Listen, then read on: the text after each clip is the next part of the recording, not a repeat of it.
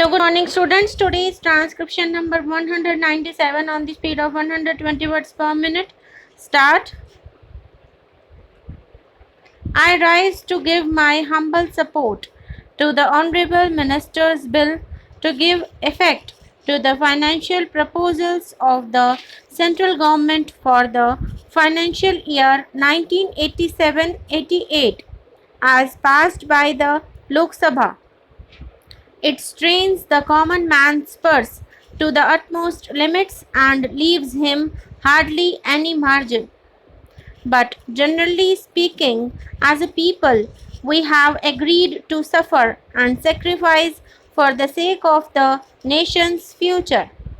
Its future, we all know, depends upon the success of the seventh five-year plan.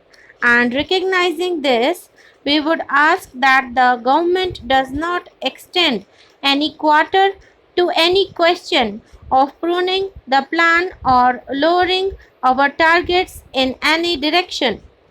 Whatever is necessary should be done to curtail our imports to the minimum, to increase our exports to the maximum, put an end to corruption, and curb all antisocial elements.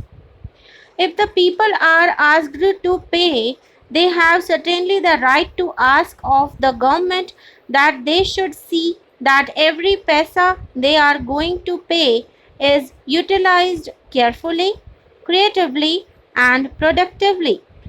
One cannot, it is obvious, respond to all questions that the finance bill raises in one's mind. I would therefore be content to refer to a few points in respect of two ministries alone, the Ministry of Human Resource Development and the Ministry of Information and Broadcasting. I don't see any of the representatives of these two ministries on the Treasury benches, but I hope my comments and suggestions will be passed on to them. First, I would take the Ministry of Human Resource Development. I know I would be told at the very outset that education is a transferred subject and the main responsibility lies with the states.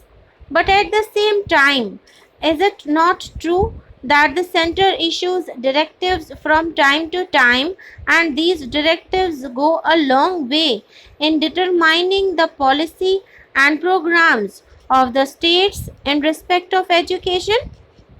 How does it work? In recent years, it has been a very kind and generous practice of the central government through the University Grants Commission and also directly to offer matching grants to the states, and the states fall in line with the policy and programs of the central government.